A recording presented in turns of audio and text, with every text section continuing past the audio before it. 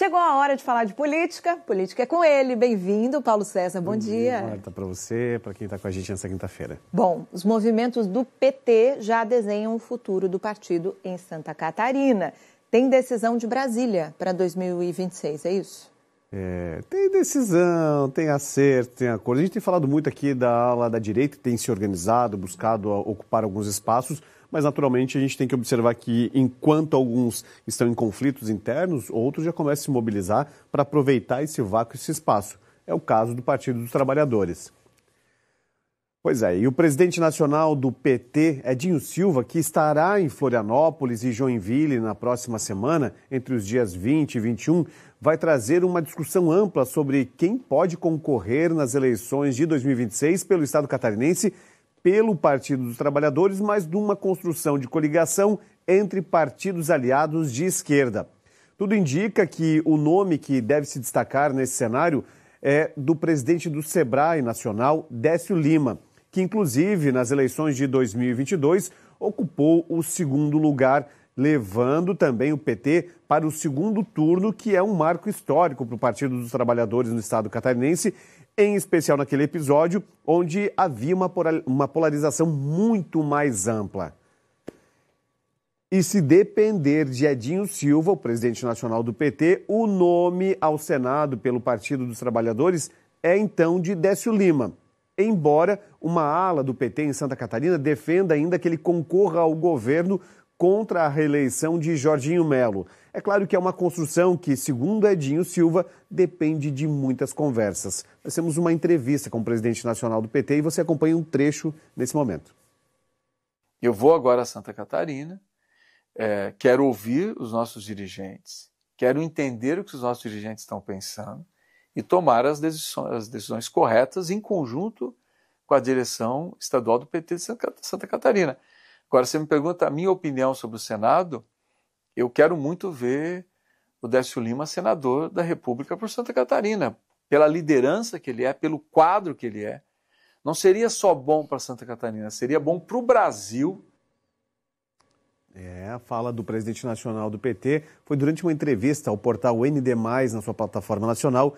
Nós estivemos em São Paulo e acompanhamos algumas das lideranças políticas e empresariais do estado de São Paulo e Edinho Silva foi um deles e trouxe também aspectos relacionados às pautas que têm sido discutidas lá em Brasília referentes ao Brasil. Agora, voltando para o campo político, o desafio de Edinho Silva aqui em Santa Catarina é também construir uma coligação mais forte. No estado catarinense, os gestores do PT discutem a possibilidade de coligações. Houve uma aproximação com o PV, PSB e talvez o pré-candidato ao governo saia do PSOL. Existe a possibilidade do vereador Afrânio Bopré, aqui de Florianópolis, ser o nome da esquerda para concorrer ao governo do estado. Agora, claro, né, Marta? Tudo é costura, é conversa, é diálogo e construção. Obrigada, viu, PC, por essas informações. Daqui a pouquinho tem outras, né? Com certeza. Bom trabalho. Obrigada.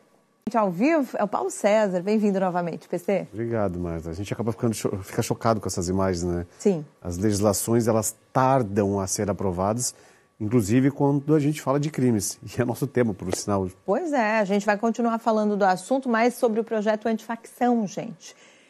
Esses casos que comoveram o Brasil recentemente, né? Tramita na Câmara e virou motivo, também tramita ainda, né? Virou motivo de embate entre o governo e a oposição. Tem olhares diferentes sobre essa temática. Matéria foi adiada.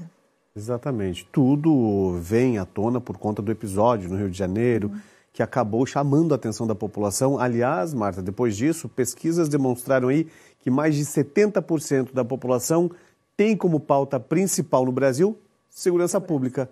E o projeto de lei antifacção ganha força no Congresso, mas claro que no momento que a gente vive, tudo vira discussão política. E aí a gente fala sobre a pressão sobre o projeto de lei antifacção, que é visto como movimentos políticos desnecessários e muitas vezes oportunistas. E de um lado a base governista que apresentou o texto original e que agora enfrenta a resistência na Câmara dos Deputados. Diante do que foi apresentado, o governador de São Paulo liberou o secretário de Estado da Segurança Pública, Guilherme Derrite, para voltar à Câmara, ocupar o seu espaço como deputado federal, para ser o relator do texto. Aliás, pelo menos 4 versões já foram apresentadas por Derrite, mas que não avançaram, tudo porque as propostas prejudicam inclusive a Constituição Federal. Uma das que mais geraram conflitos internos ontem dentro do Congresso Nacional e junto com o governo é a intenção de Derrite de reduzir competência da Polícia Federal, isso no combate ao crime organizado. Esse terreno minado atraiu a atenção, inclusive, de governadores que foram até Brasília para pressionar o adiamento da votação. E, de fato, o texto será pautado por Hugo Motta, presidente da Câmara, somente na semana que vem. Mesmo com o recuo de Derrite, o governo emitiu uma nota oficial dizendo que o relatório do parlamentar ainda tenta enfraquecer a PF no campo financeiro. É importante lembrar que essa discussão pode causar prejuízos se a proposta de Derrite conflitar com outras leis já existentes. Afinal, se acontecer isso, o maior beneficiado com essa disputa entre governo e oposição poderá ser quem compõe esses grupos criminosos. E esse é apenas um dos assuntos que deve ter ainda mais definições, principalmente porque no Congresso Nacional deve ser discutida a questão de tratar o crime organizado como terrorismo. Só que aí, Marta, surge um outro problema.